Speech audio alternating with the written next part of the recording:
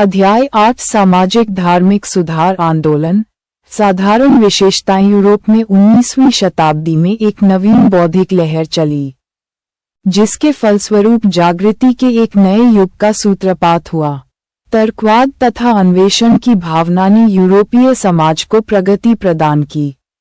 भारत का एक नवीन पाश्चात्य शिक्षित वर्ग भी तर्कवाद, विज्ञानवाद तथा मानववाद से प्रभावित हुए बिना नहीं रह सका। इन पाश्चात्य शिक्षित भारतीयों ने इस नवज्ञान से प्रभावित होकर सामाजिक एवं धार्मिक सुधार का कार्य प्रारंभ किया। तर्कवाद व नवचेतना के इस आधार पर परिवर्तन की जो प्रक्रिया प्रारंभ हुई, उसे पुनर्जागरण रेनेसांस की संज्ञा दी गई।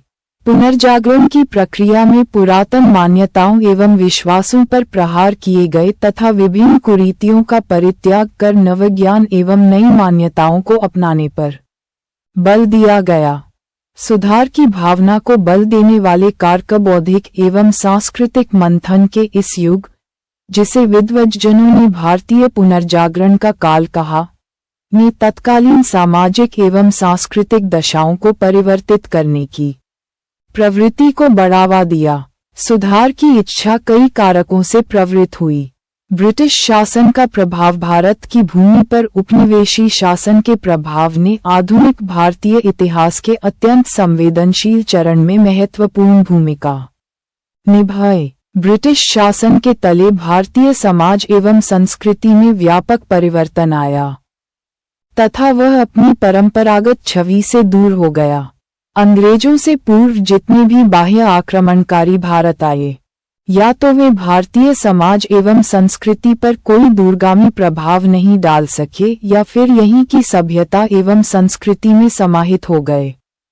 किंतु अंग्रेजों का भारत में आगमन ऐसे समय में हुआ जब यूरोप में आधुनिक पाश्चात्य संस्कृति की बयार बह रही थी एवं मानवतावाद, तर्कवाद, विज्ञान एवं वैज्ञानिक अन्वेषण अपनी महत्ता स्थापित करते जा रहे थे। ग्रेटर देन सामाजिक दशाओं के कारण सुधार। धार्मिक एवं सामाजिक कुरीतियां। 19वीं शताब्दी में भारतीय समाज धार्मिक अंधविश्वासों एवं सामाजिक कुरीतियों से जकड़ा हुआ था। हिंदू समाज बुराइयों, बर्बरता एवं अंधविश्वासों से ओतप्रोत था। पुरोहित समाज में अपना महत्वपूर्ण स्थान बनाए हुए थे तथा जनसामान्य पर विभिन्न कर्मकांडों एवं निरर्थक धार्मिक कृत्यों की सहायता से वर्चस्व स्थापित कर चुके थे। उन्होंने शिक्षा, ज्ञान एवं धार्मिक क्रियाकलापों को अपना विशेषाधिकार बताया तथा इनकी सहायता से जनसामान्य के मन मस्तिष्क पर अपना प्रभुत्व स्थापित करने की चेष्टा की।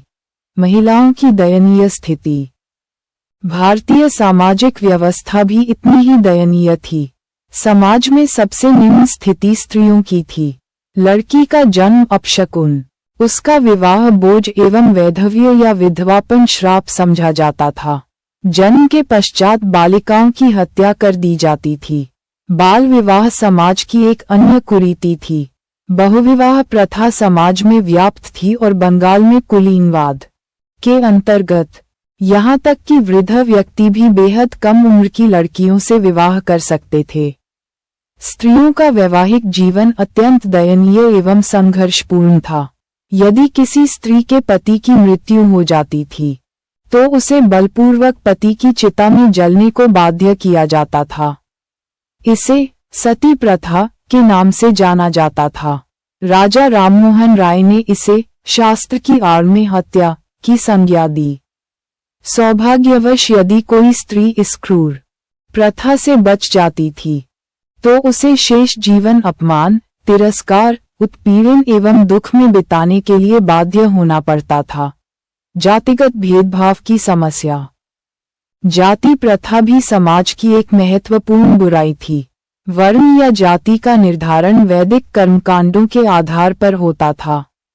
इस जाति व्यवस्था की सबसे निचली सीढ़ी पर अनुसूचित जाति के लोग थे, जिन्हें समाज में हेय दृष्टि से देखा जाता था तथा अछूत माना जाता था।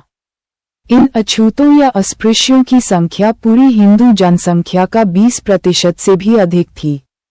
अस्पृश्य भेदभाव एवं अनेक प्रतिबंधों के शिकार थे। इस व्यवस्था ने समाज को कई वर्गों या समूहों में विभक्त कर दिया। आगे चलकर यह व्यवस्था राष्ट्रीय एकीकरण एवं विकास में महत्वपूर्ण बाधा सिद्ध हुई। ये भी देखा गया कि जातिगत चेतना, विशेष रूप से विवाह के संबंध में, मुसलमानों, ईसाइयों और सिखों के बीच भी मौजूद थी, क्योंकि उन्होंने भी अस्पृश्यता का अनुसरण किया था। लेकिन कम उग्र रूप में वर्ग चेतना ने धीरे धीरे अन्य संप्रदायों के लोगों को हिंदुओं से पृथक करना प्रारंभ कर दिया। कालांतर में हिंदू समाज की इस जाति व्यवस्था ने कई अन्य क्षेत्रों में विसंगतियां एवं कठिनाइयां पैदा की। अस्पृश्यता की कुरीति ने इस वर्ग के लोगों को समाज से लगभग पृथक कर दिया। मानव सभ्यता एवं प्रतिष्ठा पर यह कुरीति एक शर्मनाक धब्बा थी। पाश्चात्य संस्कृति का विरोध भारत में औपनिवेशिक शासन की स्थापना के पश्चात देश में अंग्रेजी सभ्यता एवं संस्कृति के प्रसार हेतु सुनियोजित प्रयास किए गए। शहरीकरण तथा आधुनिकीकरण ने भी लोगों के विचारों को प्रभावित किया। इन नवीन विचारों के विक्षोभ ने भारतीय संस्कृति में प्रसार की भावना उत्पन्न की तथा ज्ञान का प्रसार हुआ। प्रबुद्ध भारतीयों में नवीन जागृति आधुनिक पाश्चात्य संस्कृति एवं विदेशी शक्तियों को पराजित करने की चेतना ने जागृति की नई किरण फैलाई। धीरे धीरे ये चेतना जागृत होने लगी कि भारतीय सामाजिक संरचना एवं संस्कृति में दुर्बलता के कारण भारत जैसा विशाल देश मुट्ठी भर विदेशियों के हाथों में चला गया है। ये भी महसूस किया जाने लगा कि भारत सभ्यता की दौड़ में काफी पिछड़ गया है। इस सोच ने एक प्रतिक्रियावादी स्वरूप को जन्म दिया। इसी समय कुछ पाश्चात्य शिक्षा प्राप्त बंगाली नवयुवकों ने इस सोच से अभिप्रेरित होकर कि भारत सभ्यता एवं विकास में काफी पीछे छूटता जा रहा है, प्राचीन मान्यताओं एवं मूल्यों पर कुठाराघात किया तथा मांस एवं शराब के सेवन जैसे खान पान के पाश्चात्य तरीकों को अपना लिया। इससे यह अवश्य परिलक्षित होने लगा कि शायद भारतीय समाज अब सामाजिक एवं सांस्कृतिक परिवर्तन के दौर से गुजरने वाला है। 19वीं शताब्दी के अंतिम दशक में लोकतंत्र एवं राष्ट्रवाद के उफान ने भारतीयों एवं भारत की सामाजिक धार्मिक संस्थाओं को भी प्रभावित करना प्रारंभ कर दिया। इन कारकों ने शीघ्र ही पुनर्जागरण की प्रक्रिया के उद्भव एवं विकास के लिए पृष्ठभूमि तैयार की। विभिन्न कारक यथा राष्ट्रवादी भावनाओं के विकास, नई आर्थिक शक्तियों के अभ्युदय, शिक्षा के प्रसार, आधुनिक पाश्चात्य मूल्यों एवं संस्कृति के प्रभाव तथा विश्व समुदाय को सशक्त करने की सोच ने सुधार, रिफॉर्म के मार्ग को प्रशस्त किया। भारत में 19वीं शताब्दी में सामाजिक धार्मिक सुधारों की जो प्रक्रिया प्रारंभ हुई, वह उपनिवेशी शासन की उपस्थिति का ही प्रभाव था। लेकिन कहीं भी उपनिवेशी शासकों ने इसे प्रारंभ नहीं किया। सुधार का सामाजिक एवं विचारधारात्मक आधार मध्य वर्ग का आधार भारत में जो सामाजिक धार्मिक परिवर्तन प्रारंभ हुए, उनका मुख्य सामाजिक आधार उभरता हुआ मध्य वर्ग एवं शिक्षित, परंपरागत रूप से शिक्षित एवं पाश्चात्य शिक्षा प्राप्त बौद्धिक वर्ग था। किंतु पश्चिम में जन्मी तत्कालीन चेतना एवं बुर्जुआई मूल्यों तथा पूर्ण प्रभुत्व प्राप्त बुर्जुआ रहित सामाजिक आधार के बीच महत्वपूर्ण टकराव था। 19वीं शताब्दी के बौद्धिक वर्ग, जो मुख्यतया यूरोप का मध्य वर्ग था, में मानवतावाद और विज्ञानवाद के प्रसार से नवीन चेतना आए तथा मध्यकालीन मूल्यों एवं प्रथाओं को तत्समय हेतु प्रासंगिक बनाने की तीव्र इच्छा जागृत हुई। उन्होंने पुनर्जागरण एवं धर्म सुधार जैसी विचारधारा का सहारा लेकर समाज में बीच महत्वपूर्ण परिवर्तन किया। पुनर्जागरण एवं धर्म सुधार की प्रक्रिया में जिस वर्ग ने सबसे महत्वपूर्ण भूमिका निभाई, वह कोई औद्योगिक या व्यापारी वर्ग नहीं था, अपितु वे सरकारी कार्यालय में कार्यरत व्यक्ति, शिक्षक, पत्रकार, वकील एवं चिकित्सक जैसे लोग थे, जिनके हित कहीं न कहीं एक दूसरे के समान थे। यदि देश का हर किसान शिक्षित हो जाए तो भारतीय इतिहास के पन्नों में ये बात स्वर्ण अक्षरों में लिखी जाएगी। बॉम्बे का गवर्नर 1911 में अपने निजी पत्र में वायसराय को उभरता हुआ मध्य वर्ग राजनीतिक रूप से पिछड़ा था और वह धर्म की खोज में भी इतना उत्साहित नहीं था, परंतु उसे आवश्यकता थी समृद्ध सांस्कृतिक स्थायित्व की, जिससे कि वह अपनी उपेक्षा एवं उत्पीड़न को महसूस कर सके जो उसे उपनिवेशी शासन ने दी थी। जवाहरलाल नेहरू बौद्धिक कसौटी वे महत्वपूर्ण आधार जिन्होंने सुधार आंदोलनों को वैचारिक धरातल प्रदान किया, उनमें धार्मिक सार्वभौमिकता, मानवतावाद एवं तर्कवाद प्रमुख थे।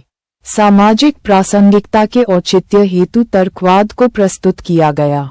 राजा राममोहन राय का दृढ़ विश्वास था कि सभी धर्मों में विश्वास, एकता में आस्था, निर्गुण ईश्वर की उपासना एवं जाति प्रथा में अविश्वास ही सत्य के सर्वप्रमुख कारक हैं।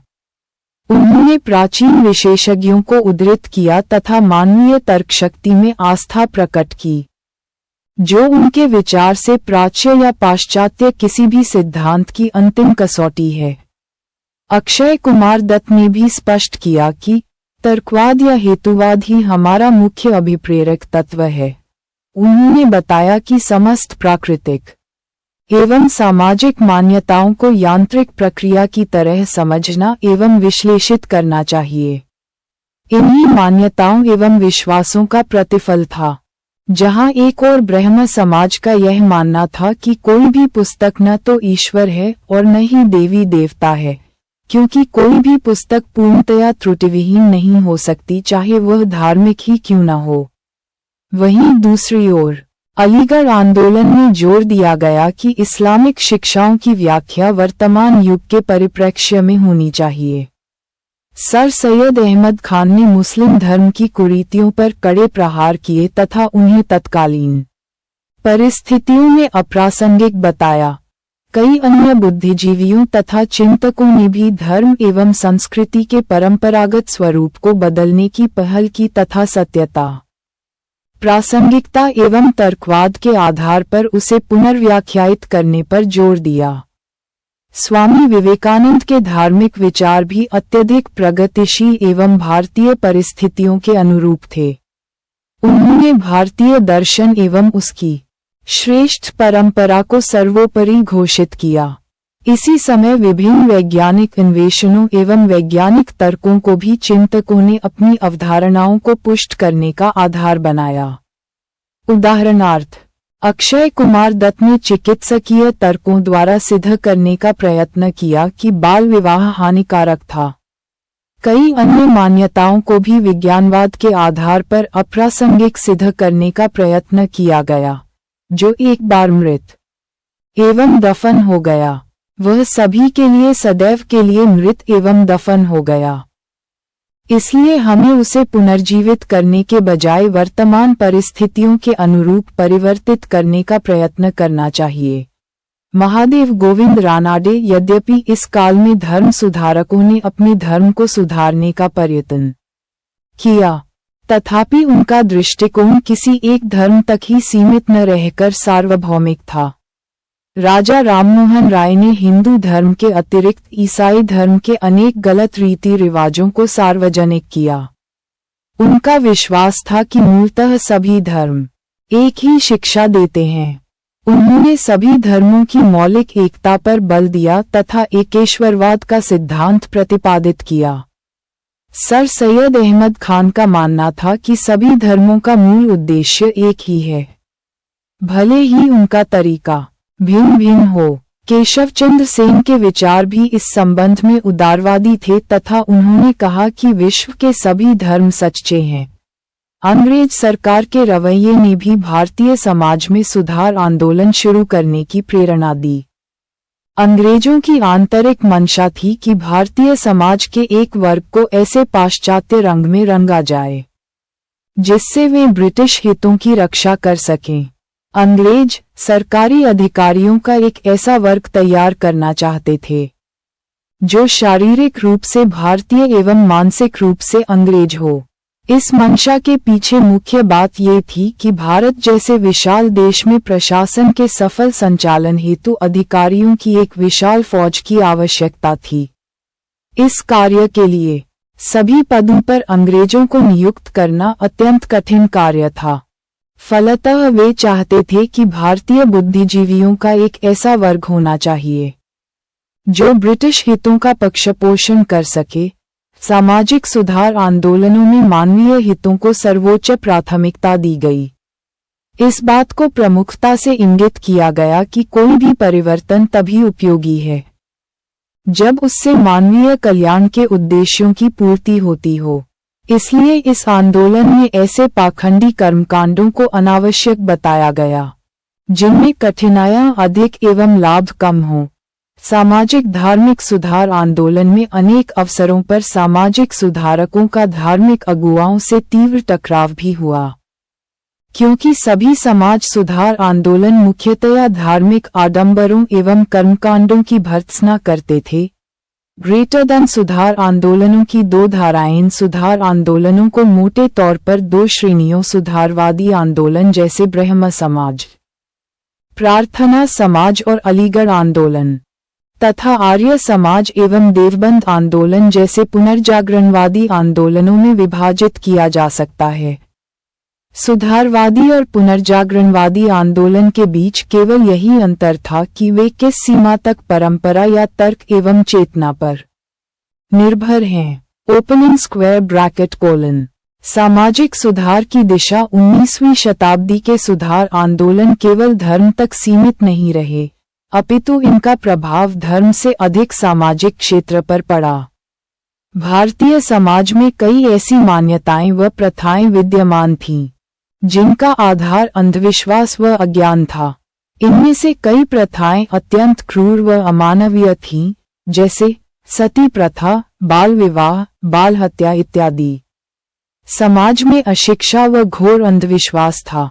पूरा का पूरा सामाजिक ढांचा अन्याय व असमानता पर आधारित था। ब्रिटिश शासन से पूर्व भारत का सामाजिक स्वरूप अपरिवर्तनशील एवं स्थिर था। गांव आत्मनिर्भर होने के साथ साथ एक संकुचित दायरे में सिमटे हुए थे। सामाजिक व्यवस्था में वर्ण एवं जाति प्रथा अत्यंत सुदृढ़ थी। संपूर्ण सामाजिक क्रियाकलापों का निर्धारण जाति के आधार पर ही होता था। ब्रिटिश राज की स्थापना के पश्चात पाश्चात्य सभ्यता एवं संस्कृति का प्रचार प्रसार हुआ, जिससे नव जागृति आई। ब्रिटिश आधिपत्य ने भारत के खोखलेपन एवं फूट को उजागर कर दिया। इसके पश्चात चिंतनशील तथा बुद्धिजीवी भारतीयों ने समाज की कुरीतियों एवं त्रुटियों को सार्वजनिक किया तथा उन्हें दूर करने के प्रयत्न किए। वे पश्चिमी मानवतावाद, तर्कवाद, राष्ट्रवाद एवं विज्ञानवाद से गहरे प्रभावित हुए। इन बुद्धिजीवियों ने पाश्चात्य एवं भारतीय संस्कृति का तुलनात्मक अध्ययन कर इसकी कमियों की ओर इंगित किया। पक्षपातपूर्ण अंग्रेजी व्यापारिक नीतियों के फलस्वरूप नए बिचौलियों तथा व्यापारियों का एक ऐसा वर्ग तैयार हुआ जिसमें अंग्रेजों से संपर्क के कारण पाश्चात्य विचारों का प्रसार हुआ। अंग्रेजी को शिक्षा का अनिवार्य माध्यम बनाए जाने से एक ऐसे वर्ग का उदय हुआ जिसने अंग्रेजी में शिक्षा प्राप्त कर पाश्चात्य साहित्य का अध्ययन किया तथा भारतीय समाज एवं संस्कृति की खामियों का पता लगाया। हालांकि भारत में आधुनिक ढंग की पुस्तकें, पत्र पत्रिकाएं तथा उपन्यास इत्यादि के प्रकाशन का श्रेय अंग्रेजों को ही जाता है। प्रेस के विकास से वैचारिक आदान प्रदान में तेजी आई। 1853 के पश्चात रेलवे के विकास ने भी इस दिशा में सहयोग किया। लोगों में सामाजिक गतिशीलता आई। ईसाई मिशनरियों ने भारतीय समाज में प्रचलित अनेक बुराइयों एवं अमानवीय प्रथाओं की भर्त्सना की। फलतः इस ओर भी लोगों का ध्यान आकृष्ट हुआ। सरकार के दृष्टिकोण ने भी समाज सुधार आंदोलन प्रारंभ करने की प्रेरणा दी। वे भारतीय समाज में परिवर्तन करके उसे पश्चिमी समाज के अनुकूल बनाना चाहते थे। फलतः एक और जहां उन्होंने ईसाई मिशनरियों को भारतीय संस्कृति एवं समाज की निंदा करने के लिए प्रोत्साहित किया। वहीं दूसरी ओर उन्होंने भारतीय समाज सुधारकों को भी अपना योगदान दिया। भारत में समाज सुधार के प्रारंभिक संगठनों में सामाजिक सभा, सर्वेंट्स ऑफ इंडिया सोसाइटी इत्यादि प्रमुख थीं। Jyotiba Phule, Gopalhari Deshmukh, K T. Telang, B M. Malabari, D K. Karve, Shri Narayana Guru, E V. Ramaswamy Naikar एवं बी.आर. अम्बेडकर इत्यादि प्रमुख व्यक्ति थे, जिन्होंने प्रारंभिक समाज सुधारकों का कार्य किया। समाज सुधार के बाद के वर्षों में इसे और सुयोग्य नेतृत्व मिला। मोटे तौर पर समाज सुधार अभियान के दो मुख्य उद्देश्य थे। पहला, समाज में स्त्रियों की दशा में सुधार लाना तथा दूसरा, समाज से अस्पृश्यता को दूर करना। स्त्रियों की दशा में सुधार के प्रयास समाज सुधारकों ने सामाजिक बुराइयों को दूर करने का प्रयास किया। समाज में स्त्रियों की दशा अत्यंत शोचनीय थी तथा उन्हें पुरुषों से नीचा समझा जाता था। समाज में स्त्रियों की अपनी कोई पहचान नहीं थी तथा उनकी ऊर्जा एवं योग्यता पर्दा प्रथा, सती प्रथा एवं बाल विवाह जैसी बुराइयों की बलि चढ़ गई थीं। हिंदू तथा मुस्लिम दोनों ही समाजों में महिलाएं आर्थिक तथा सामाजिक रूप से पुरुषों पर आश्रित थीं। उन्हें शिक्षा ग्रहण करने की मनाही थी। हिंदू स्त्रियों को संपत्ति पर कोई अधिकार प्राप्त नहीं था तथा विवाह में उनकी सहमति नहीं ली जाती थी। हालांकि मुस्लिम स्त्रियों को संपत्ति का अधिकार था, लेकिन उन्हें पुरुषों की तुलना में आधी संपत्ति ही दी जाती थी। लेकिन तलाक में पुरुष और महिलाओं में बहुत ज्यादा भेदभाव किया जाता था। बहुपत्नी प्रथा हिंदू एवं मुसलमान दोनों समुदायों में प्रचलित थी। पत्नी एवं मातृत्व दो ही ऐसे अधिकार क्षेत्र थे जहां महिलाओं को समाज में थोड़ी बहुत मान्यता प्राप्त थी।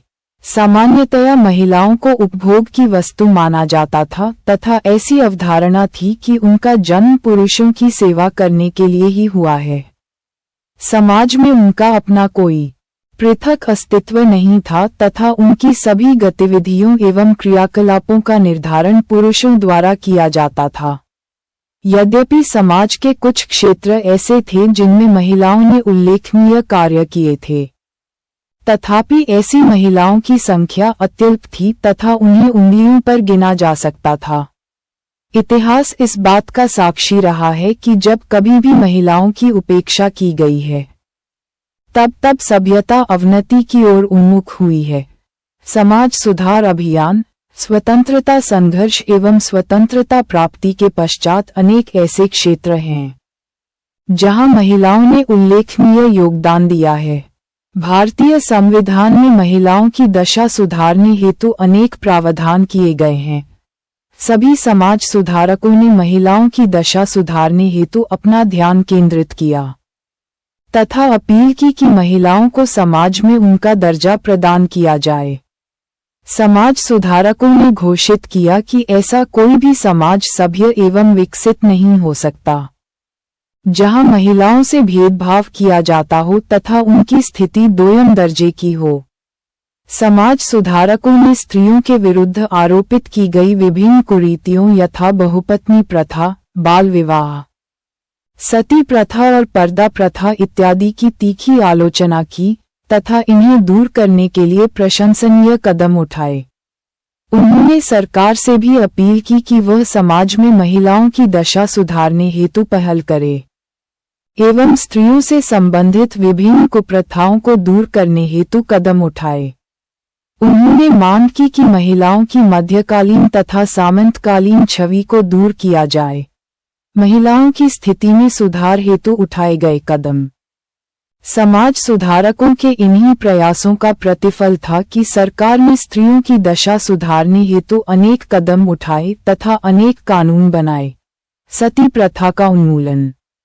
राजा राममोहन राय ने सती प्रथा को स्त्रियों के साथ किया गया घोर अन्याय बताते हुए इसे समस्त हिंदू समाज के लिए शर्मनाक कहा। उन्हीं के प्रयत्नों का परिणाम था कि सरकार ने गवर्नर जनरल विलियम बेंटिक के शासनाधीन सती प्रथा को दंडनीय अपराध घोषित किया तथा ऐसा करने वालों को दंड देने का नियम बनाया। सरकार ने स्त्री को बलपूर्वक जलाए जाने को हत्या के बराबर अपराध घोषित कर दिया तथा इस प्रथा को प्रोत्साहित करने वालों पर फौजदारी का मुकदमा चलाने की घोषणा की। Bengal sati regulation 1829, regulation 17 AD 1829 of the Bengal code सबसे पहले केवल बंगाल प्रेसिडेंसी में लागू किया गया, लेकिन फिर थोड़े बहुत संशोधन के साथ 1830 में मद्रास एवं बॉम्बे प्रेसिडेंसियों में भी लागू कर दिया गया। इतिहासविदों ने देखा है कि 16वीं शताब्दी के आरंभ में पुर्तगालियों, डचों तथा फ्रांसीसियों के नियंत्रणाधीन क्षेत्रीय क्षेत्रों में सती प्रथा को प्रतिबंधित करने की मांग की गई थी। कहा जाता है कि 1582 में मुगल सम्राट अकबर ने यह आदेश जारी किया था कि किसी महिला को सती होने के लिए बाध्य नहीं किया जाएगा और इसकी निगरानी करने के लिए उसने कई निरीक्षकों को नियुक्त किया था ताकि इस प्रथा का पालन करने के लिए किसी विधवा को मजबूर न किया जा सके। कन्या शिशु हत्या पर रोक। ये क्रूर प्रथा बंगालियों एवं राजपूतों में प्रचलित थी। इस प्रथा के अनुसार आर्थिक बोझ मानकर या अन्य कारणों से बचपन में ही बालिकाओं की हत्या कर दी जाती थी। प्रबुद्ध भारतीयों तथा अंग्रेज दोनों ने ही इस प्रथा की तीव्र आलोचना की। अंततः कानून बनाकर कन्या शिशु हत्या को साधारण हत्या के बराबर अपराध मान लिया गया। भारतीय रियासतों के रेजिडेंटों से भी कहा गया कि वे ऐसे मामलों को मानव हत्या के बराबर सदोष अपराध मानें। 1795 में बंगाल में 21वें अधिनियम तथा 1804 में तीसरे अधिनियम के अनुसार कानूनी तौर पर कन्या शिशु हत्या को मानव हत्या के बराबर अपराध घोषित कर दिया गया। 1870 में इस प्रथा को रोकने के लिए कुछ और कानून बनाए गए। विधवा पुनर्विवाह। ये ब्राह्मण समाज के कार्यक्षेत्रों के अंतर्गत एक अत्यंत प्रमुख मुद्दा था तथा ब्राह्मण समाज द्वारा इसे लोकप्रिय बनाने हेतु सराहनीय कार्य किया गया।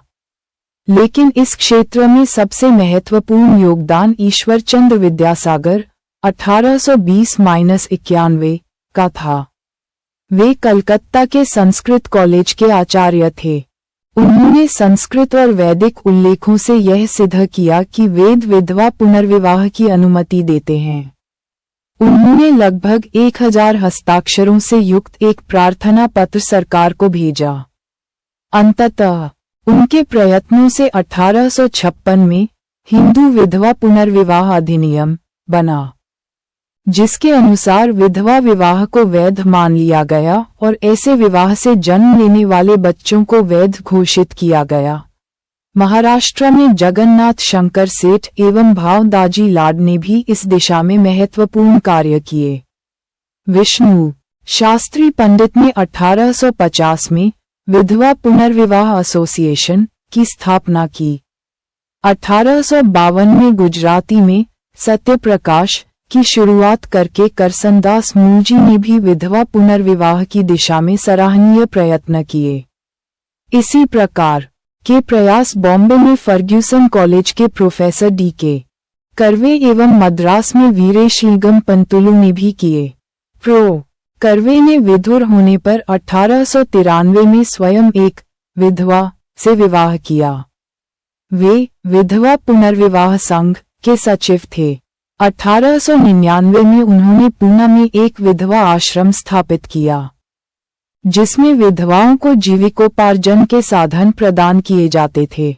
1906 में उन्होंने बॉम्बे में भारतीय महिला विश्वविद्यालय की स्थापना की। भारत में पहला कानूनी विधवा पुनर्विवाह 7 दिसंबर 1856 को कलकत्ता में संपन्न हुआ। इसके साथ ही B.M. मालाबारी, नर्मदाशंकर लाभशंकर दवे, जस्टिस महादेव गोविंद रानाडे एवं के. नटराजन ने भी विधवा पुनर्विवाह की दिशा में सराहनीय प्रयास किए।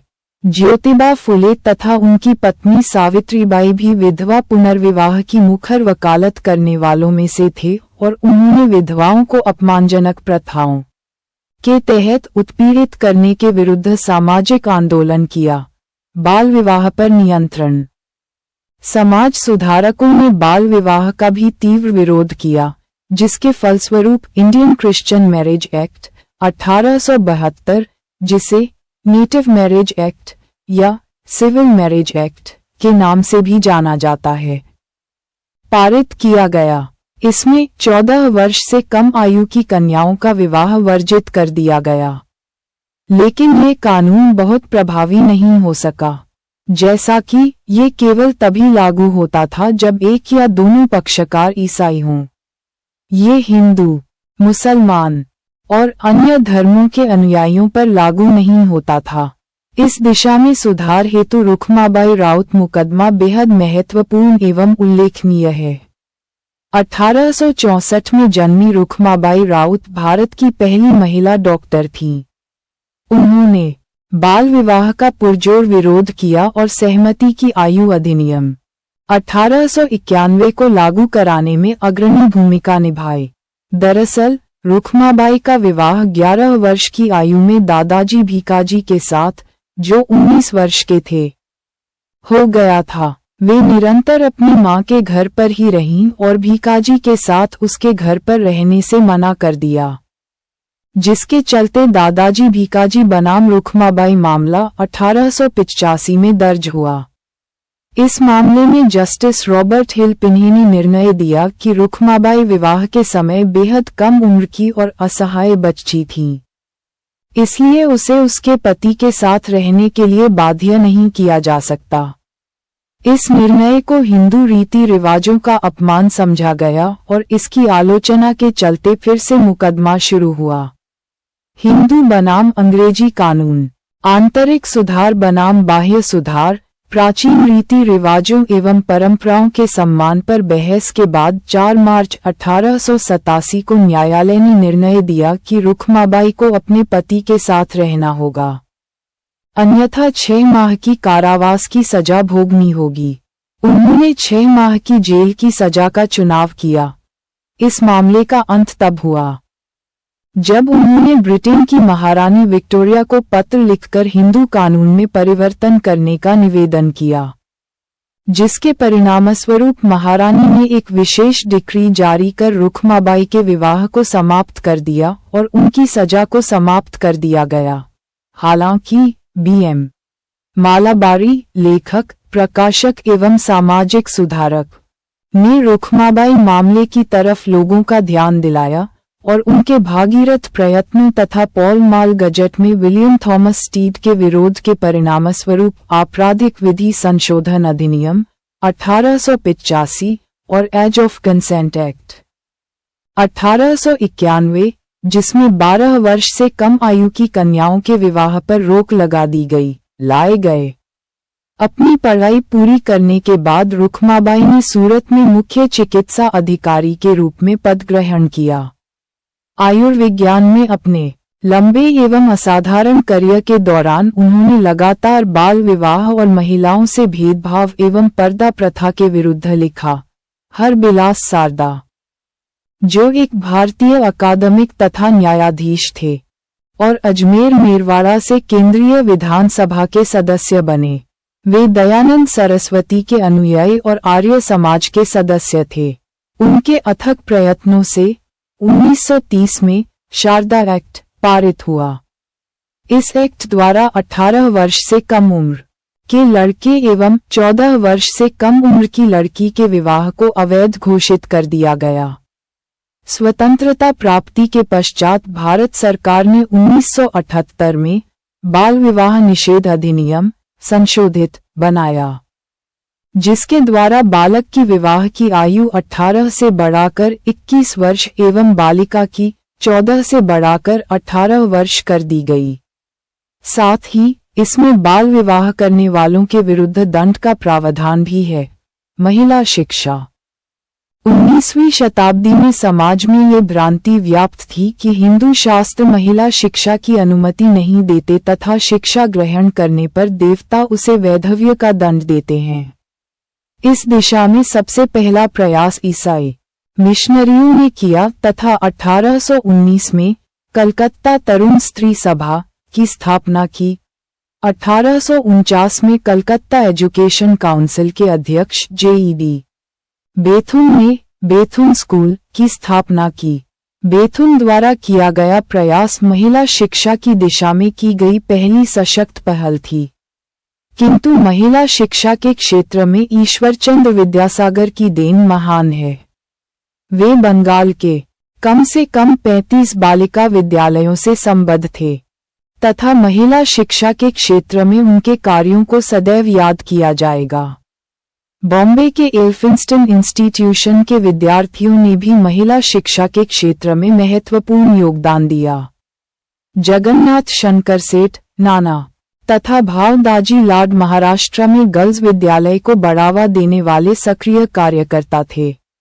जगन्नाथ, नाना, शंकर सेठ उन्हें विभिन्न नामों जैसे जुगन्नाथ शंकर सेठ, जगन्नाथ शंकर सेठ या जगन्नाथ शंकर सेठ से पुकारा जाता है। स्कूल सोसाइटी और नेटिव स्कूल ऑफ बॉम्बे के संस्थापकों में से एक थे। इस स्कूल का नाम कई बार बदला गया। 1824 में इसका नाम बॉम्बे नेटिव इंस्टीट्यूशन रखा गया।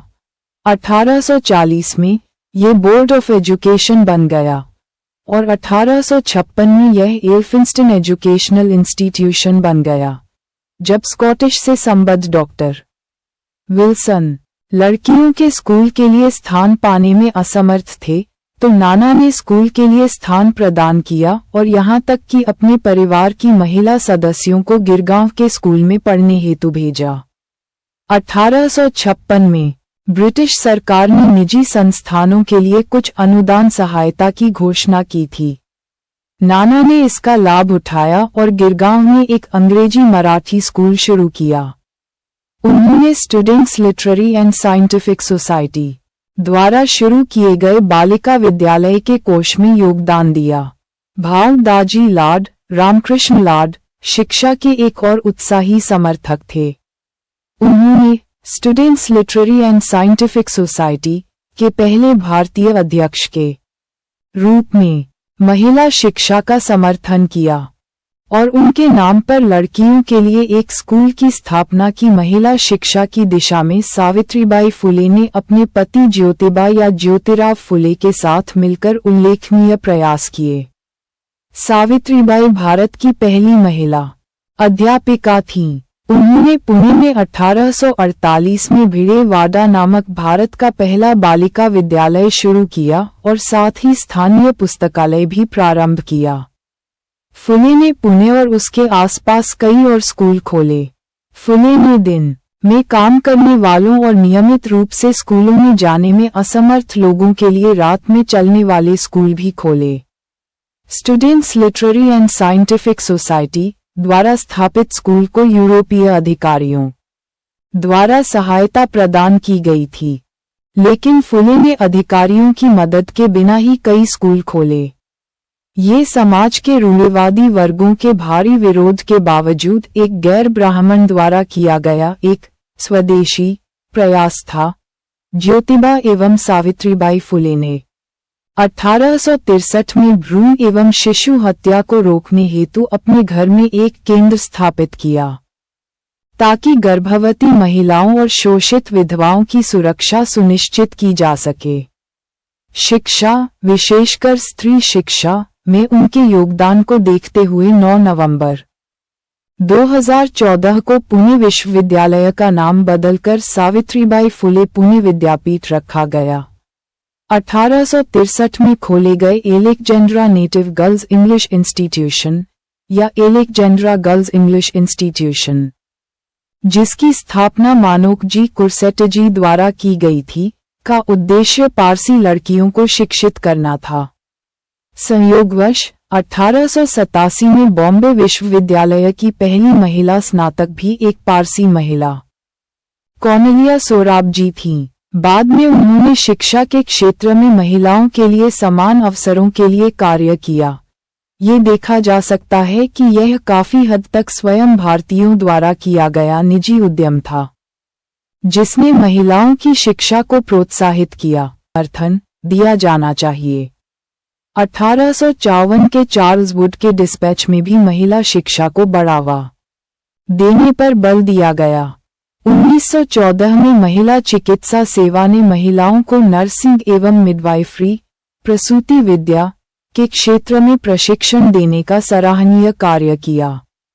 1916 में जब प्रो डी.के. कर्वे ने भारतीय महिला विश्वविद्यालय की स्थापना की, तो यह महिला शिक्षा की दिशा में मील का पत्थर साबित हुआ। इसी वर्ष दिल्ली में लेडी हॉर्डन मेडिकल कॉलेज की स्थापना की गई। ओपनिंग स्क्वायर ब्रैकेट कोलन 1880 में डफरिन हॉस्पिटल की स्थापना के पश्चात महिलाओं को स्वास्थ्य एवं चिकित्सीय सहायता उपलब्ध कराई जाने लगी। स्वदेशी अभियान, बंगाल विभाजन विरोधी अभियान एवं होम रूल आंदोलन कुछ ऐसे कार्यक्रम थे। जब प्रारंभिक तौर पर घरों की चहारदीवारी में कैद रहने वाली महिलाओं ने इनमें उत्साहित होकर भाग लिया।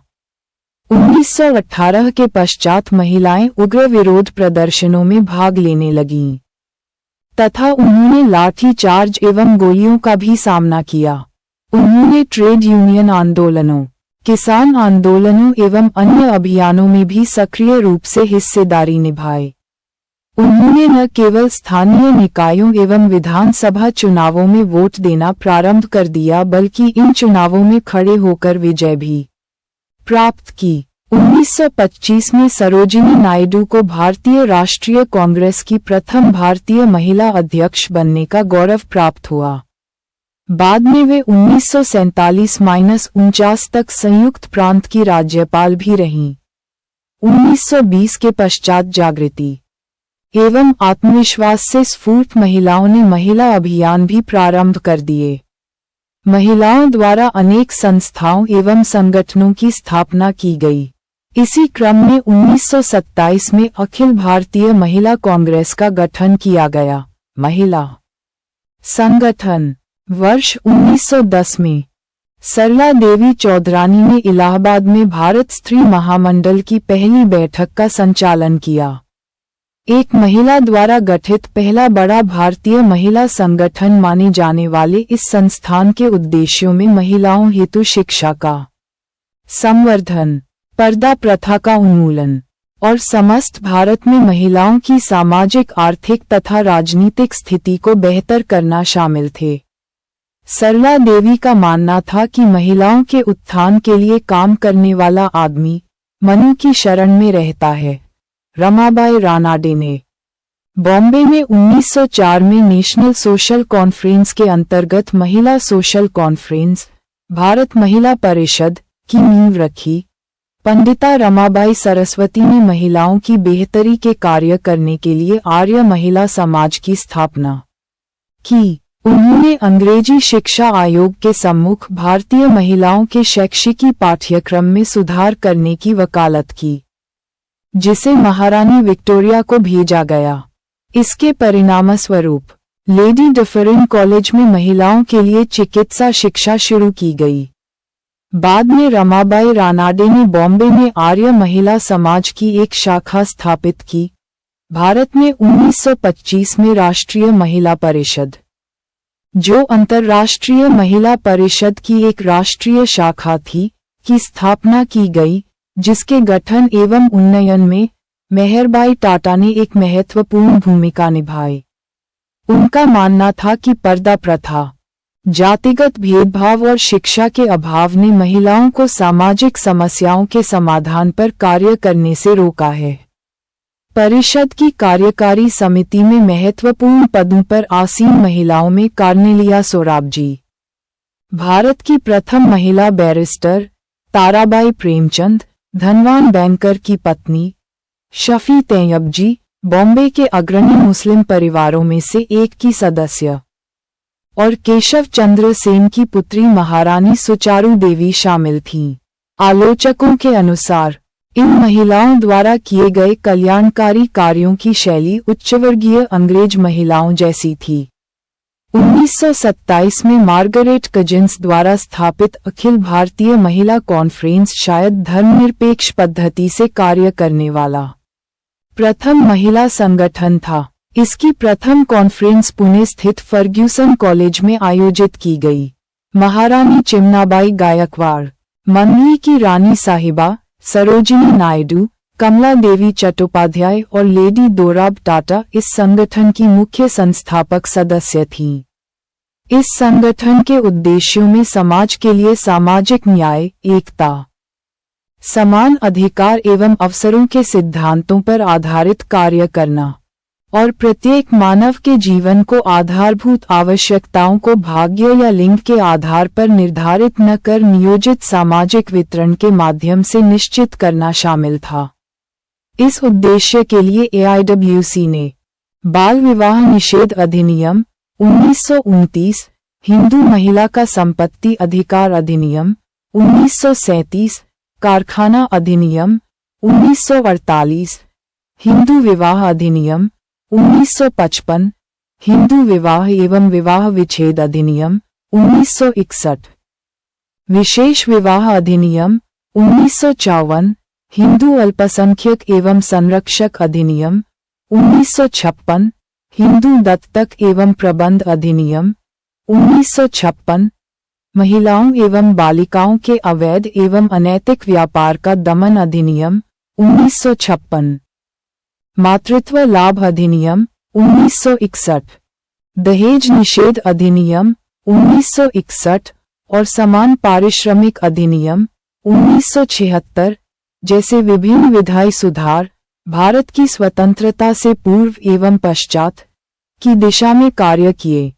ग्रेटर देन जाति आधारित शोषण के विरुद्ध संघर्ष प्राचीन काल में स्थापित हुई हिंदू धर्म की 4 स्तरीय जाति व्यवस्था या चतुर्वर्ण व्यवस्था कालांतर में अनेक जातियों एवं उपजातियों में विभक्त हो गई। इसका प्रमुख कारण प्रजातीय सम्मिश्रण, भौगोलिक विस्तार एवं व्यवसाय अपनाने की प्रक्रिया में परिवर्तन था। हिंदू चतुर्वर्ण व्यवस्था के अनुसार जाति ही किसी व्यक्ति की सामाजिक स्थिति का निर्धारण करती है। उसकी सामाजिक प्रतिष्ठा एवं शुद्धता की पुष्टि उसकी जाति द्वारा होती है। जाति ही निर्धारित करती है कि किसे शिक्षा ग्रहण करने एवं संपत्ति रखने का अधिकार है, किसे कौन सा व्यवसाय अपनाना चाहिए तथा किससे वैवाहिक संबंध स्थापित करने चाहिए। किसी व्यक्ति के पूर्व जन्म के कर्मों का आकलन भी इसी बात से किया जाता था कि इस जन्म में वह किस जाति में पैदा हुआ है। परिधान, खान पान, वासस्थान, कृषि एवं पीने के पानी का स्रोत तथा मंदिर में प्रवेश के अधिकार जैसे मुद्दों का निर्धारण भी जाति द्वारा ही होता था। इस चतुर्वर्ण व्यवस्था का सबसे निंदनीय पहलू था समाज में अस्पृश्यता या छुआछूत की भावना का जन्म। जो लोग निम्न जाति में पैदा होते थे उन्हें अछूत समझा जाता था। उन्हें सामान्यतया गांवों से दूर बसाया जाता था तथा मंदिरों में उनके प्रवेश करने पर पाबंदी थी। इस वर्ग के लोग अनेक प्रकार के उत्पीड़नों एवं भेदभाव के शिकार थे। जातिगत भेदभाव को कम करने में सहायक कारक ब्रिटिश साम्राज्य द्वारा कुछ कदम उठाए गए, जिनसे कुछ सीमा तक जातिगत भावना में कमी आई। भारत में ब्रिटिश साम्राज्य की स्थापना से जाति या वर्ण व्यवस्था में थोड़ा परिवर्तन आया। अंग्रेजों ने सभी जातियों के लोगों को सेना एवं अन्य प्रशासकीय क्षेत्रों में नियुक्त किया। यद्यपि तत्कालीन उच्च वर्ग के लोगों ने इसे अपना अपमान समझा तथा इसका विरोध भी किया, लेकिन अंग्रेजों की इस नीति से निम्न जाति के लोगों में थोड़ा सुधार अवश्य हुआ। संपत्ति के निजी स्वामित्व एवं भूमि के मुक्त क्रय से भी जातीय समीकरणों में परिवर्तन हुए। धीरे धीरे गांवों की जाति व्यवस्था में थोड़ा परिवर्तन होने लगा। आधुनिक वाणिज्य एवं व्यवसाय के विकास एवं परिवहन के साधनों में तीव्र वृद्धि से भी सामाजिक गतिशीलता में परिवर्तन हुए। अंग्रेजों ने ग्राम पंचायतों की जाति पर आधारित न्याय प्रणाली को समाप्त कर आधुनिक न्याय व्यवस्था की स्थापना की, जिसमें सभी जातियों के लिए समान न्याय की प्रणाली थी। प्रशासनिक पदों एवं सरकारी कार्यालयों में भी सभी जातियों के लिए भर्ती के अवसर खोल दिए गए। अंग्रेजों की शिक्षा व्यवस्था में सभी जातियों को शिक्षा ग्रहण करने के समान अवसर दिए गए। सामाजिक सुधार आंदोलनों ने भी जाति आधारित शोषण को कम किया। कालांतर में समाज सुधार कार्यक्रमों ने भी जाति पर आधारित शोषण को कम करने के प्रयत्न किए। 19वीं शताब्दी के मध्य से विभिन्न समाज सुधार संगठनों यथा ब्रह्म समाज, प्रार्थना समाज, आर्य समाज, रामकृष्ण मिशन एवं थियोसोफिकल सोसाइटी आदि ने भी निम्न जाति के लोगों की दशा सुधारने के अनेक प्रयास किए। इन संगठनों ने अछूतों एवं निम्न जाति के लोगों के मध्य शिक्षा के प्रचार प्रसार का कार्य किया और उन्हें मंदिरों में प्रवेश दिलाने, तालाबों से जल ग्रहण करने तथा सार्वजनिक स्थानों का प्रयोग करने की दिशा में प्रयत्न किए। हालांकि कुछ समाज सुधारकों ने चतुर्वर्ण व्यवस्था का थोड़ा पक्ष लिया, लेकिन उन्होंने भी जाति प्रथा एवं छुआछूत की आलोचना की। इन समाज सुधारकों ने जाति प्रथा की कठोरता से निंदा की तथा जन्म के आधार पर जाति व्यवस्था के निर्धारण को अनुचित बताया। उन्होंने कर्म के सिद्धांत को प्राथमिकता देने की वकालत की। उन्होंने लोगों से अपील की कि वे भूख से मरने की बजाय सक्रिय हों तथा मानव जगत के कल्याण हेतु रचनात्मक कार्यों में सहयोग करें। आर्य समाज ने शूद्रों को उच्च शिक्षा ग्रहण करने, यज्ञोपवीत धारण करने तथा उच्च जाति के लोगों के समान अधिकार प्राप्त करने का समर्थन किया। समाज को विभाजित करने के प्रयास में लगी शक्तियों के विरुद्ध स्वतंत्रता एवं समानता के सिद्धांतों से राष्ट्रीय आंदोलन ने प्रेरणा ली। राष्ट्रीय नेताओं एवं संगठनों ने भी जातीय विशेषाधिकार, समान नागरिक अधिकारों के लिए संघर्ष तथा सभी के स्वतंत्र विकास के सिद्धांत की वकालत की। इस अवधि में प्रदर्शन में जन भागीदारी, जनसभाओं एवं सत्याग्रह आंदोलन जैसे कार्यक्रमों में सक्रियता से भाग लेने के कारण दलितों की स्थिति में कुछ सुधार हुआ। 1937 में विभिन्न राज्यों में कांग्रेसी सरकारें बनने के पश्चात उन्होंने दलितों के उत्थान के लिए अनेक कार्य किए। कांग्रेसी सरकारों ने कुछ राज्यों में हरिजनों के लिए निःशुल्क शिक्षा कार्यक्रम भी प्रारंभ किए। त्रावणकोर, इंदौर एवं देवास के शासकों ने स्वयं पहल करके अछूतों को मंदिरों में जाने के अधिकार दिए। गांधी जी समाज से छुआछूत की बुराई को समूल नष्ट करने के लिए कृतसंकल्प थे। उनके विचार मानवतावाद एवं तर्क पर आधारित थे। उनके अनुसार शास्त्र छुआछूत को मान्यता नहीं देते और यदि कुछ शास्त्रों में ऐसा प्रावधान है भी तो उस पर ध्यान नहीं देना चाहिए, क्योंकि यह बुराई सत्यता के सिद्धांतों के विपरीत है। 1932 में उन्होंने अखिल भारतीय हरिजन संघ की स्थापना की। शिक्षा में व्यापक प्रसार एवं जन जागृति के फलस्वरूप दलित वर्ग के लोगों में चेतना जागृत हुई तथा उन्होंने भेदभाव एवं उत्पीड़न का विरोध करना प्रारंभ कर दिया। दलितों ने उच्च वर्ग की ज्यादतियों एवं शोषण के विरुद्ध कई सशक्त आंदोलन चलाए। ज्योतिबा फुले का जन्म महाराष्ट्र में माली जाति में हुआ और उन्होंने ब्राह्मण वर्ग के विशेषाधिकारों को चुनौती दी। उन्होंने दलितों, विशेषकर दलित महिलाओं में शिक्षा के प्रसार को सर्वश्रेष्ठ प्राथमिकता दी तथा इनके लिए अनेक स्कूल खोले। गोपाल बाबा वलंगकर, जिन्हें गोपाल कृष्ण के नाम से भी जाना जाता है, को युगों से सामाजिक आर्थिक उत्पीड़न से पीड़ित अस्पृश्य लोगों के उत्थान के आंदोलन का अग्रदूत माना जाता है। उन्होंने रायगढ़ जिले में जातिगत भेदभाव के खिलाफ काम किया। उन्होंने फुले के आर्य आक्रमण के सिद्धांत का विस्तार करते हुए कहा कि भारत के मूल निवासी वास्तव में अछूत लोग थे। और जाति व्यवस्था आक्रांता आर्यों द्वारा भारत के मूल निवासियों को वश में करने और नियंत्रित करने के लिए बनाई गई थी। उन्होंने अनार्य दोष परिहार मंडली, अनार्यों के बीच से बुराई को दूर करने के लिए समाज की स्थापना की। वलंकर विटाल विध्वंसक, ब्राह्मणवादी या औपचारिक प्रदूषण का विनाशक नामक मासिक जर्नल 1888 में निकालने वाले पहले दलित बने। वलंकर ने हिंदू जातियों को उनके अमानवीय व्यवहार के प्रति जागरूक करने का प्रयास कर अस्पृश्यता के दाग को मिटाने का प्रयास किया। किसन फागुजी बंसोड दलित उत्थान आंदोलन के एक और अग्रणी नेता थे। वे हिंदू धर्म के दायरे के भीतर ही दलितों के उत्थान के समर्थक थे। उन्होंने दलितों को जागृत करने के उद्देश्य से अपना प्रेस खोला, जहां वलंकर की विटाल विध्वंसक जैसी पत्रिकाएं प्रकाशित की जाती थीं। बाबा साहब अंबेडकर, जो बाल्यावस्था से ही जातीय भेदभाव के प्रत्यक्ष गवाह थे, आजीवन उच्च वर्ग की ज्यादतियों के विरुद्ध संघर्ष करते रहे।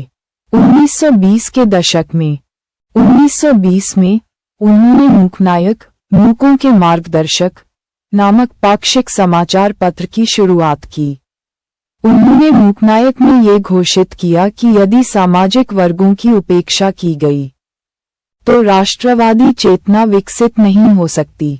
इस समाचार पत्र ने जाति व्यवस्था के संदर्भ में अछूतों की पीड़ा को प्रस्तुत किया।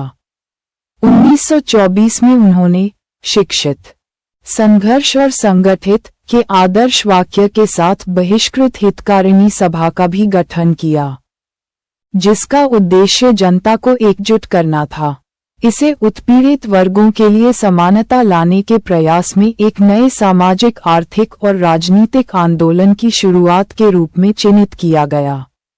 दलित वर्गों के अधिकारों की रक्षा के उद्देश्य से शुरू किया गया एक अन्य समाचार पत्र बहिष्कृत भारत 1927 था। उन्होंने 1942 में अखिल भारतीय अनुसूचित जाति महासंघ की स्थापना की, जबकि वंचित वर्गों के अन्य नेताओं ने 1920 के दशक में all India depressed classes association का गठन किया था। डॉक्टर अंबेडकर ने समाज की चतुर्विध व्यवस्था की घोर आलोचना की तथा स्पष्ट किया कि देश के उत्थान के लिए समाज में व्याप्त इस बुराई को दूर किया जाना आवश्यक है। 1935 के अधिनियम में दलित एवं पिछड़े वर्ग के लोगों के लिए विशेष प्रतिनिधित्व का प्रावधान किए जाने से इस वर्ग को एक बड़ी उपलब्धि हासिल हुई। डॉक्टर भीमराव अंबेडकर ने हिंदू जाति की अधोगामी प्रथाओं को चुनौती देने के लिए 20 मार्च 1927 में महाड सत्याग्रह का नेतृत्व किया। यह महाराष्ट्र राज्य के रायगढ़ जिले के महाड नामक स्थान पर दलितों को सार्वजनिक चवदार तालाब से पानी पीने और इस्तेमाल करने का अधिकार दिलाने के लिए किया गया एक प्रभावी सत्याग्रह था। इस दिन को भारत में सामाजिक सशक्तिकरण दिवस के रूप में मनाया जाता है। इस सत्याग्रह में हजारों दलित शामिल हुए। सवर्ण हिंदुओं द्वारा अछूतों को तालाब का पानी पीने के अधिकार से वंचित किया जाता था, जबकि सवर्ण हिंदू दलितों को हिंदू धर्म का हिस्सा मानते थे। सभी हिंदू जाति समूहों एवं अन्य धर्मों के लोग, यहाँ तक कि मुस्लिम और ईसाई भी, उस तालाब का पानी पी सकते थे। अंबेडकर ने प्रथम अपने दोनों हाथों से उस तालाब का पानी पिया, फिर हजारों सत्याग्रहियों द्वारा उनका अनुकरण किया गया। दरअसल अगस्त 1923 में बॉम्बे लेजिस्लेटिव काउंसिल द्वारा एक प्रस्ताव लाया गया कि उन सभी जगहों जिनका निर्माण और देखरेख सरकार करती है का प्रयोग सभी व्यक्ति कर सकते हैं। जनवरी 1924 में महाड, जो कि बॉम्बे कार्यक्षेत्र का हिस्सा था, अधिनियम को नगर निगम परिषद द्वारा लागू किया गया, लेकिन हिंदुओं के विरोध के कारण इसे अमल में नहीं लाया जा सका। इसके परिणामस्वरूप 1927 में अंबेडकर ने सत्याग्रह करने का निर्णय लिया। बाद में दिसंबर 1927 में अंबेडकर एवं उनके साथियों ने असमानता से मुक्ति के संकेत के रूप में उसी स्थान पर मनुस्मृति जलाई। हिंदुओं ने इस मामले को लेकर अदालत में मामला प्रस्तुत किया कि वह तालाब गैर सरकारी संपत्ति है। दिसंबर 1937 में बॉम्बे उच्च न्यायालय ने फैसला दिया कि सभी को उस तालाब से पानी लेने की अनुमति है। इस सत्याग्रह से दलितों के मन में आत्मनिर्भरता आई। 19वीं शताब्दी के पश्चात कोल्हापुर के महाराजा ने स्वयं ब्राह्मण विरोधी अभियान को प्रोत्साहन दिया। 20वीं शताब्दी के प्रथम दशक में यह अभियान दक्षिण भारत में भी फैल गया और कम्मास, रेड्डी, वेल्लाला तथा मुसलमानों ने भी इसमें सक्रिय रूप से भाग लिया। 1920 के दशक में दक्षिण भारत में ईवी रामास्वामी नायकर ने ब्राह्मणों के विरुद्ध आत्मसम्मान आंदोलन प्रारंभ किया।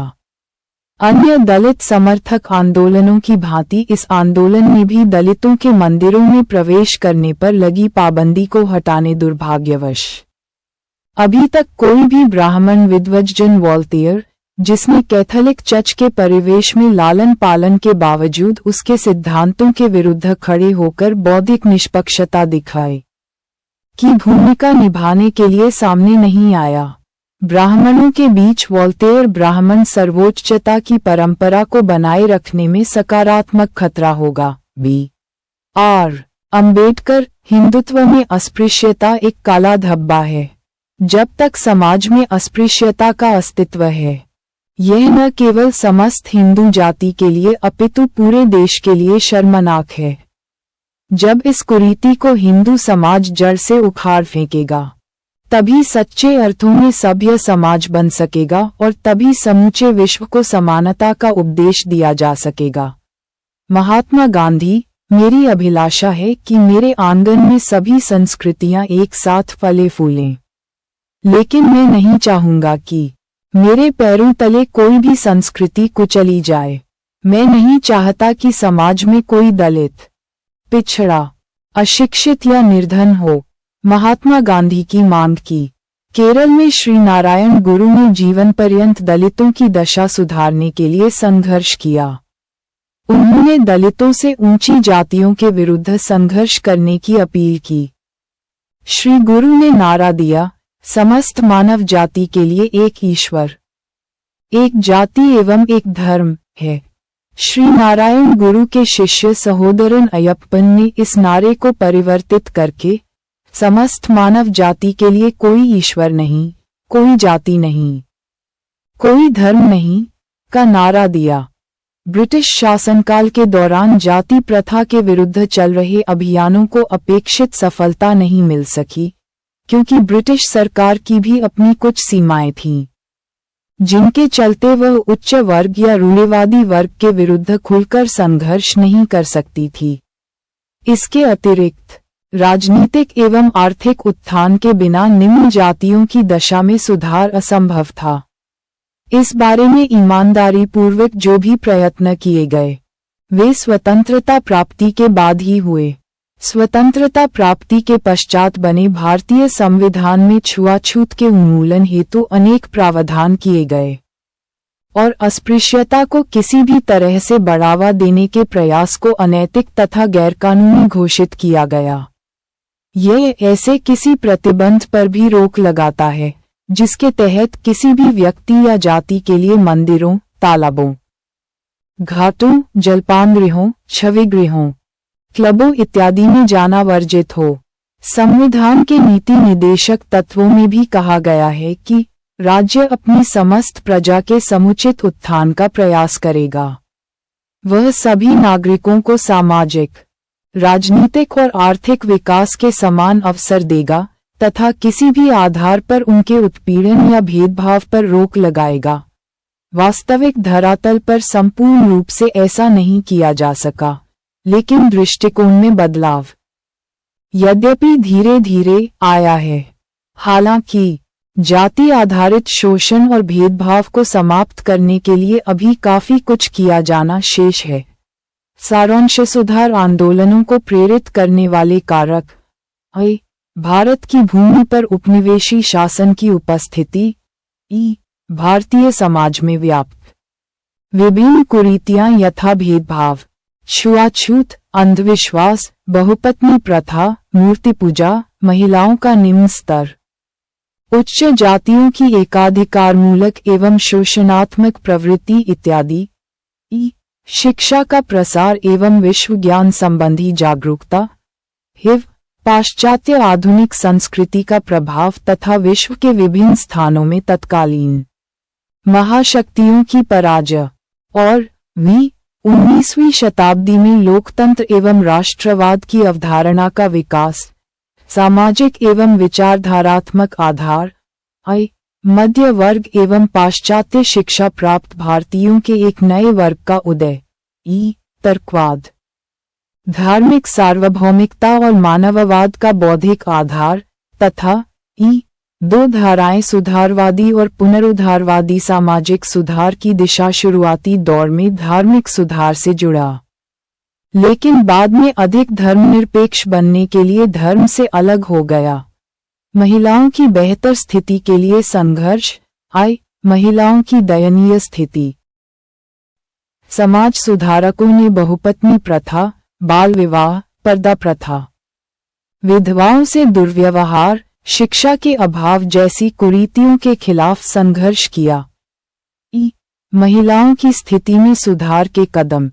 सती प्रथा का उन्मूलन, कन्या भ्रूण हत्या पर रोक, विधवा विवाह को प्रोत्साहन, बाल विवाह पर नियंत्रण और शारदा अधिनियम, महिला शिक्षा, महिला संगठन विधायी कदम।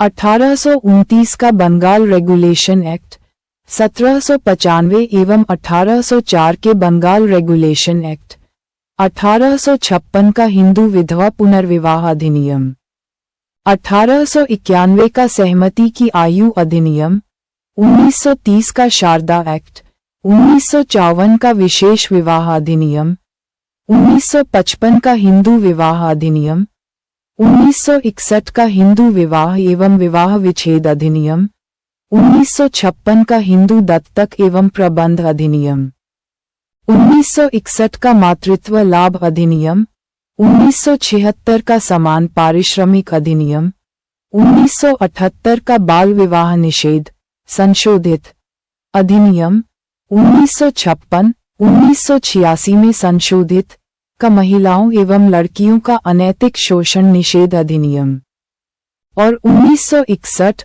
1984 में संशोधित का दहेज निरोधक अधिनियम। जाति आधारित शोषण के विरुद्ध संघर्ष। जाति आधारित शोषण के विरुद्ध संघर्ष के कारक जिनके कारण जातीय कठोरता में कमी आई। उपनिवेशी शासन का प्रभाव। सामाजिक सुधार आंदोलन, राष्ट्रीय स्वतंत्रता आंदोलन, अस्पृश्यता के विरुद्ध गांधी जी के आंदोलन, दलित जातियों में शिक्षा का प्रसार तथा रोजगार के अवसरों में वृद्धि और स्वतंत्र भारत के संविधान के अंतर्गत उठाए गए कदम।